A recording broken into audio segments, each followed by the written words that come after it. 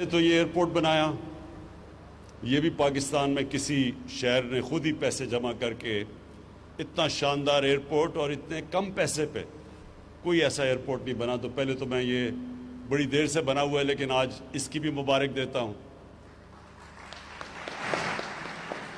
اور اس کے بعد ایئر سیال کی کہ یہ بڑا زبردست انیشیٹو ہے آپ کا. یہ جو اپنی ایئر لائن بنانا ہے، یہ ایک بزنس کمیونٹی جو سمجھتی ہے کہ کیسے بہتر چلا سکتی ہے، ایئرپورٹ کیسے بہتر چلا سکتا ہے، ایئر لائن بہتر کیسے چلا سکتی ہے. یہ آپ کا جو انیشیٹو ہے، یہ جب میرے پاس جب آپ نے مجھے بتایا بھی اس کا، تو میرے میں کوئی شک نہیں تھا کہ اس سے پاکستان کا ہر طرح فائدہ ہے. ایک تو سیالکوٹ کے لوگوں کا فائدہ ہے اور اس میں پوٹینشل ہے، کیونکہ میرے خیال میں انشاءاللہ آنے والے دنوں میں سیالکوٹ ایک ابھی بھی جتنا بھی ایکسپورٹ کا ہب ہے، اس سے بہت بڑا یہ ایک ایکسپورٹ کا سارے پاکستان کا سینٹر بننے جا رہا ہے. تو اس کے لیے آپ کو ایئر لائن کی ضرورت ہے اور پڑھنی تھی آگے. تو یہ ایک ابھی تو آپ کی شروع ہے، لیکن میرے میں کوئی شک نہیں کہ جس طرح آپ نے یہ اپنا ایئرپورٹ چلایا اسی طرح آپ ایئر لائن چلائیں گے، کمپٹیشن پیدا کریں گے. ہماری پی آئی اے کے لیے بھی ایک کمپٹیشن ہوگی کہ وہ جب دیکھیں گے کہ ایک ایفیشینٹ ایئر لائن چل رہی ہے، کم خرچے پہ چل رہی ہے، اچھی سروس دے رہی ہے، تو پی آئی اے کے اوپر بھی پریشر پڑے گا اور جو بھی ایئر لائن پاکستان میں آئے گی ان سب پہ پریشر پڑے گا. ایفیشینٹ ہوں گی، پاکستان کا فائدہ ہوگا. اس کے بعد ابھی حماد اظہر نے بڑی ڈیٹیلز میں بات کی کہ یہ بڑا مشکل ٹائم تھا ہمارے لیے. یہ جو کرونا کا جب ساری دنیا میں آپ دیکھ رہے ہیں، ایک وبا جب پھیلی تو ساری دنیا میں ایک بڑا مشکل فیصلہ کرنا تھا کہ آپ جب لاک ڈاؤن کرتے ہیں، اور جو بہترین طریقہ ہے اس وائرس کو روکنے کا وہ لاک ڈاؤن ہے. کیونکہ جب لوگ زیادہ جمع ہوتے ہیں اور جب ماسک نہیں پہنتے، اور جو آپ میں سے ماسک نہیں پہنتے، میں آپ کو بار بار تاکید کرتا ہوں یہ ماسک سب پہنیں. اس کی وجہ ہے، اس کی وجہ یہ ہے کہ اللہ نے ہمارے پہ بڑا کرم کیا. جو پہلے ویو کے اندر پاکستان جس طرح کرونا وائرس سے نکلا ہے، ہماری کوشش تھی، عوام نے ہمارے ساتھ پوری طرح تعاون کیا، اور پھر اللہ کا کرم ہوا کہ ہم آج جو نکلے ہیں. جس طرح حماد نے کہا، WHO نے کوئی 7 ملک بتائے ساری دنیا میں جو سب سے بہترین طریقے سے کرونا وائرس سے جنہوں نے نیگوشیٹ کیا، نیویگیٹ کیا، کہ اپنے لوگوں کا روزگار بھی بچایا، اپنی بزنسز بھی بچائی، اور لوگوں کو کرونا سے بھی بچا لیا. یہ بڑا مشکل کام تھا کیونکہ بار بار تاکید ہو رہی تھی کہ ہمیں لاک ڈاؤن کرنا چاہیے.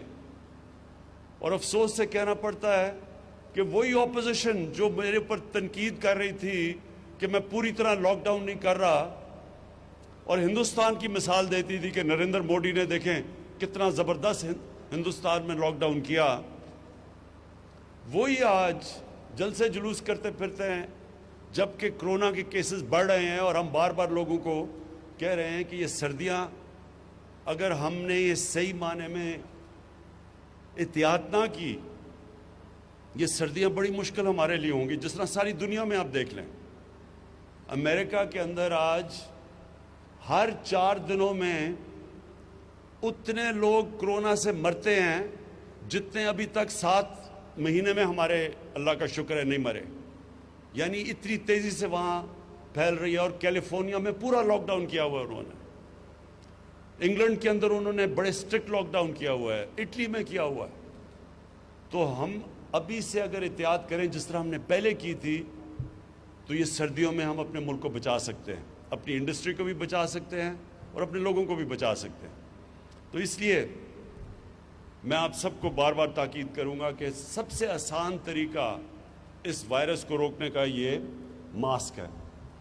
اچھا، میں پھر سے اب جو حماد نے باتیں کی میں اس سے آگے جاتا ہوں.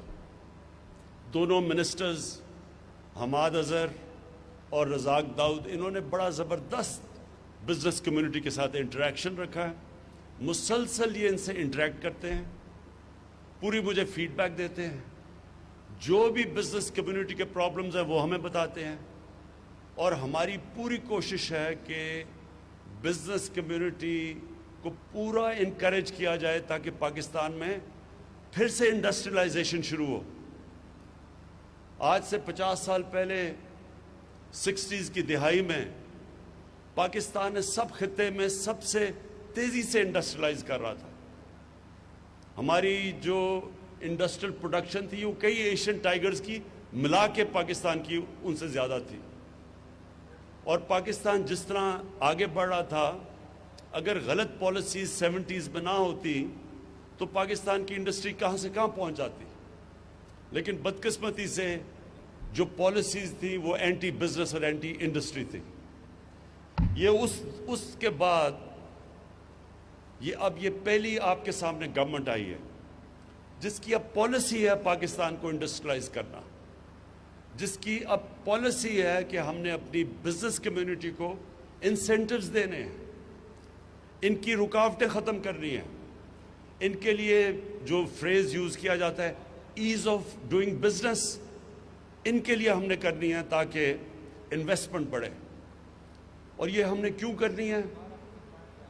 کیونکہ میری گورنمنٹ کا جو سب سے بڑا مقصد ہے وہ یہ ہے کہ اس ملک میں غربت کم کی جائے، لوگوں کو غربت سے نکالا جائے، جو نچلا طبقہ اس وقت ہے اس کو اوپر اٹھایا جائے، اور جو علاقے پیچھے رہ گئے ہیں، جو بھی پاکستان میں علاقے پیچھے رہ گئے ہیں ان کے اوپر خاص توجہ دی جائے۔ مثلا جی بی ہے، گلگت بلتستان پیچھے رہ گیا، ہمارا جو فاٹا ہے، جو مرج ڈسٹرکٹس ہیں، جو پرانا قبائلی علاقہ ہے وہ پیچھے رہ گیا، بلوچستان پیچھے رہ گیا، پنجاب کی جو ڈسٹرکٹس ہیں، جو چیف منسٹر کی ڈسٹرکٹ ہے ڈی جی خان، اور اس میں ان کا جو علاقہ قبائلی علاقہ ڈی جی خان کا، وہ سب سے پیچھے رہ گیا۔ تو سب سے پہلے تو جو ڈیولپمنٹ ہو وہ ہمیشہ انکلوسیو ہوتی ہے۔ کبھی بھی ایک چھوٹے سے علاقے کو آپ ڈیولپ کر لیں اور باقی ملک پیچھے رہ جائے، وہ ملک ترقی نہیں کر سکتا، اور وہ بھی ملک ترقی نہیں کر سکتا جدھر ایک چھوٹا سا طبقہ امیر ہو جائے اور باقی لوگ غریب ہو جائیں۔ سو جو ڈیولپمنٹ ہوتی ہے وہ انکلوسیو ہوتی ہے۔ اس کے لیے جو ہمارے سامنے ماڈرن ایرا کے اندر جو ماڈل ہے وہ ہے چائنا کا۔ چائنا نے جو 30 سال میں کیا ہے، انہوں نے اپنے نچلے طبقے کو اوپر اٹھا کے ایک اکنامک جائنٹ بن گیا۔ 70 کروڑ لوگوں کو 30 سال میں 35 سال میں انہوں نے غربت سے نکالا ہے۔ تو کانسنٹریٹ کیا، اب جو علاقے پیچھے رہ گئے ان کو وہ مدد کر رہے ہیں۔ جو سی پیک کا اصل ایک اور بہت بڑی وجہ یہ ہے کہ وہ اپنا جو ویسٹرن چائنا ہے جو پیچھے رہ گیا ہے اس کو کنیکٹ کرنا چاہتے ہیں، اس کی کنیکٹیوٹی سمندر سے دینا چاہتے ہیں، ٹریڈ کنیکٹ ہو تاکہ گوادر کے ذریعے وہ ان کے لیے اپنا سامان آسان ہو بیچنے کا دنیا کو، تو وہ اس کو ڈیولپ کرنا چاہتے ہیں۔ ایک یہ وجہ سی پیک کی۔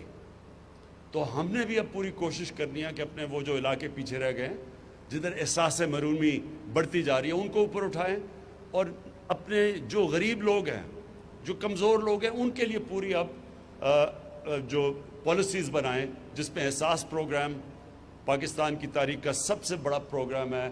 ان حالات کے اندر بھی جب ہم پیسہ خرچ کر رہے ہیں کہ نچلے طبقے کی مدد کریں اوپر آنے کے لیے، لیکن اس سب کے لیے ویلتھ کریشن کی ضرورت ہے۔ جب تک ہماری ملک کی دولت نہیں بڑھے گی، ہم غربت لوگوں کو نہیں نکال سکتے۔ جو چائنا نے بھی یہ کیا، انہوں نے ساتھ ساتھ انڈسٹریلائز کیا، اسپیشل اکنامک زونز ڈیولپ کیے، ایکسپورٹ زونز، باہر سے انہوں نے ساری دنیا سے انویسٹمنٹ اٹریکٹ کی ان زونز کے اندر۔ ادھر انہوں نے پھر پہلے باہر کی کمپنیز یہاں کے انویسٹ کیا، پھر چائنیز کمپنی اوپر آنی شروع ہو گئی۔ تو ان کو انڈسٹریلائزیشن کر کے اور سب سے زیادہ ایمفسس ایکسپورٹس پہ دے کے، آج چائنا میرے نہیں خیال میں جس طرح وہ ترقی کر رہا ہے اس کو دنیا میں کوئی ملک روک سکتا ہے۔ تو پاکستان کے لیے یہی ماڈل ہم اپنانا چاہتے ہیں۔ ہماری کوشش ہے کہ اب جس طرح سیالکوٹ کی انڈسٹری کی ہم پوری مدد کریں، ہر قسم کی آپ کو فیسلٹی دیں، جتنی آپ انڈسٹریلائز کریں گے سیالکوٹ کا تو فائدہ ہوگا، سارے پاکستان کا فائدہ کریں گے. جتنی آپ کی ایکسپورٹس بڑھے گی، پاکستان کا جو سب سے بڑا پرابلم ہے ہمارے فورن ایکسچینج ریزروز نہیں ہیں. یہ جو ہم جب آئے شروع میں تو ہمارے پاس تو پیسہ ہی نہیں تھا. ہم پوری طرح جو ہماری لائبلٹیز تھی باہر کی، ہمارے پاس پیسہ نہیں تھا وہ ان کو پیمنٹس کرنے کا. کئی چیزوں پہ ہم ڈیفالٹ کر رہے تھے. اور یہ ہمارے پاس مسلسل پاکستان کا پرابلم آتا ہے ہماری 70 سالہ تاریخ میں کہ جیسے ہی ہماری گروتھ بڑھنی شروع ہوتی ہے ہمارا کرنٹ اکاؤنٹ ڈیفیسٹ بڑھنا شروع ہو جاتا ہے. ہم دنیا کو ایکسپورٹ کرتے بہت کم ہے اور امپورٹ زیادہ کرتے ہیں. تو وہ جیسے جیسے کرنٹ اکاؤنٹ ڈیفیسٹ بڑھتا ہے روپے پہ پریشر پڑنا شروع ہو جاتا ہے. اور روپے پہ پریشر پڑتا ہے جب روپیہ گرتا ہے تو سب سے بڑا اس کا پرابلم ہوتا ہے مہنگائی آ جاتی ہے پاکستان میں، ساری چیزیں مہنگی ہو جاتی ہیں. تو ہمارا جو امپورٹنٹ چیز ہے سارے ملک کو ریئلائز کرنا ہے کہ ہم نے اپنی ایکسپورٹس بڑھانی ہے. اور ایکسپورٹس کے لیے یہ ملک کی ضرورت ہے کہ ہم سیالکوٹ کی مدد کریں. اور سیالکوٹ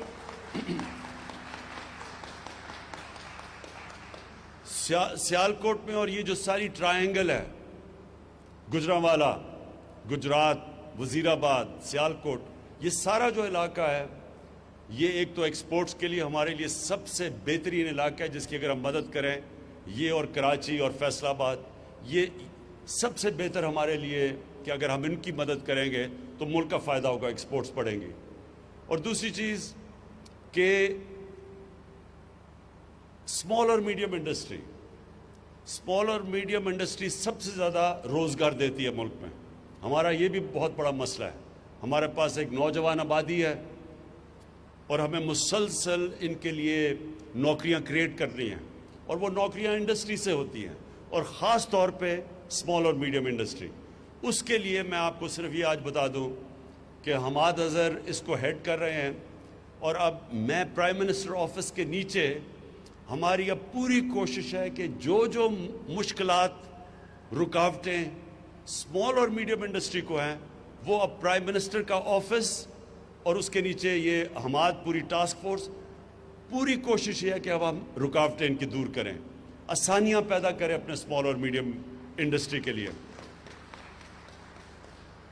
اور میں جو آج اناؤنس بھی کروں گا بعد میں جو ہماری اگلی فنکشن ہے کہ یہاں ہم ایک state of the art university بنا رہے ہیں. ایک ہم نے بنائی تھی جو ہماری گورنمنٹ کی، یہ پختونخوا میں جب ہماری گورنمنٹ تھی، بہت بڑی اچیومنٹ ہے. ہری پور میں ہم نے ایک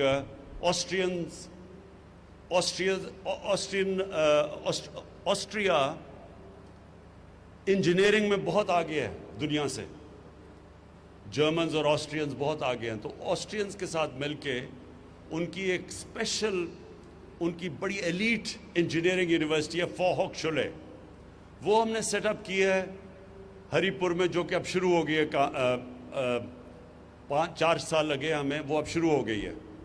اور اس کے اندر اپلائیڈ سائنسز اور انجینئرنگ وہ ایک ایسا ایک سینٹر بنا ہے جو انٹرنیشنل لیول کا، جو ہمیں شدید ضرورت ہے اس ملک میں انجینئرز پروڈیوس کرنے کی، quality I T professionals, artificial intelligence, یہ نئی جو ٹیکنالوجیز آ رہی ہیں. تو ٹیکنالوجی کے اوپر بیس وہ جو ہری پور میں یونیورسٹی ہے، اسی کی طرح کی یونیورسٹی اب ہم ریپلیکیٹ کر رہے ہیں انشاءاللہ یہاں سیالکوٹ کے اندر. اور وہ آپ کی سارا جو یہ انڈسٹریلائزیشن کی مدد کرے گی، یہ کوالٹی انٹرنیشنل سٹینڈرڈ کی اپلائیڈ سائنسز اور انجینئرنگ کی یونیورسٹی اور ٹیکنالوجی کی یونیورسٹی. تو آخر میں صرف آپ کو ایک چیز اشور کرنا چاہتا ہوں. یہ جو میں آپ کے پاس آیا ہوں اور آپ کو کہہ رہا ہوں کہ پوری طرح اپنی انڈسٹری کی ہم مدد کریں گے، اور سیالکوٹ کی وہ بزنس کمیونٹی جس میں وائبرنسی ایسی ہے کہ وہ اپنی سڑکیں بھی بنا لیتے ہیں، اپنے ایئرپورٹ بھی، اب اپنی ایئر لائن بھی بنا لی ہے، ان کی اب ہم آپ کی پوری طرح مدد کریں گے. ہر طرح آپ کی مدد ہوگی. کانسٹنٹلی آپ سے، ابھی میں نے 2 ہفتے کے بعد آپ سے مل رہا ہوں، اس سے پہلے آپ نے حماد کو اور رزاق داؤد کو بتانا ہے کہ کیا کیا آپ کے ایشوز ہیں، وہ ہم آپ کو جو میرے سے میٹنگ ہوگی انشاءاللہ اس میٹنگ میں بیٹھ کے سارے آپ کے ایشوز جو ایف بی آر سے ہیں، جو اسٹیٹ بینک آف پاکستان سے ہیں، جو یوٹیلیٹی کمپنی سے ہیں، وہ سارے انشاءاللہ ایک ہی وقت پہ ہم بیٹھ کے آپ کے سارے ایشوز حل کریں گے۔ اور میں سیالکوٹ کو آخر میں یہ کہنا چاہتا ہوں کہ جو انشاءاللہ ہم اپنا جو لوکل گورنمنٹ سسٹم لے کے آ رہے ہیں، ہمارا جو لوکل گورنمنٹ سسٹم ہے اس کے اندر شہروں کو ہم سٹی گورنمنٹس لے کے آ رہے ہیں، اور پہلی دفعہ پاکستان کی تاریخ میں جو سٹی گورنمنٹ بنے گی وہ ڈائریکٹ الیکشن سے میئر الیکٹ ہوگا۔ یہ جس طرح کے لنڈن میئر ہوتا ہے، جس طرح کے پیرس میں ہوتا ہے، جس طرح نیو یارک کا میئر ہوتا ہے، اسی طرح ایک ماڈرن میٹروپولیٹن سٹی کا ایک سیٹ اپ لے کے آ رہے ہیں، کیونکہ یہ جو آپ کے مسئلے ہیں میونسپل مسئلے، سڑکیں، گندگی، یہ تب تک نہیں حل ہوں گی جب تک ایک ماڈرن ایک میٹروپولیٹن سٹی کی لوکل گورنمنٹ آپ کی نہیں بنے گی۔ یہ پہلی دفعہ پاکستان کی تاریخ میں ہم الیکشن کروائیں گے انشاءاللہ اپریل کے بعد۔ ڈائریکٹلی الیکٹڈ میئر ہوگا، اور وہ میئر وہ لوگ الیکٹ کریں، آپ کے شہر کے وہ لوگ کریں گے جس میں ایڈمنسٹریٹو کیپبلٹیز ہوں گی۔ وہ پھر اپنی ٹیم لے کے آئے گا، وہ ٹیم ایسی ہوگی جس کے اندر ہر قسم کا شعبہ ہوگا کہ پانی سیالکوٹ کا کیسے مینیج کرنا ہے اگلے 15-20 سال تک، اس کی سیوریج سسٹم کیسے ٹھیک کرنی ہے، سڑکیں، سارا کچھ ایک سٹی گورنمنٹ پورا ایک ہی امبریلا کے نیچے ہوگی۔ تو آپ کو پھر جانا نہیں پڑے گا کہ پنجاب جائیں اور لاہور جا کے اپنی وہ اپنی درخواستیں لے کے جائیں، یہیں بیٹھ کے آپ اپنی خود شہر چلائیں گے۔ تو اگر جو اپنے ایئرپورٹ بنا سکتے ہیں، جو اپنی ایئر لائن بنا سکتے ہیں، سڑکیں ابھی بنا سکتے ہیں، تو اس سسٹم میں آپ کو پوری طرح موقع ملے گا سیالکوٹ کو ایک ماڈرن سٹی بنانے کے لیے۔ میں آخر میں آپ سب کا شکر گزار ہوں، مبارک دیتا ہوں ایئر سیال کو۔ انشاءاللہ یہ بگننگ ہے۔ سنا تین ابھی آپ کے پاس جہاز ہیں، تین لیز کیے ہیں، تو انشاءاللہ جو آپ کی میں انتھیوزیازم دیکھ رہا ہوں، مجھے کوئی شک نہیں کہ یہ پوری پاکستان کے لیے ایک مثالی ایئر لائنز بنے گی۔ بہت بہت شکریہ۔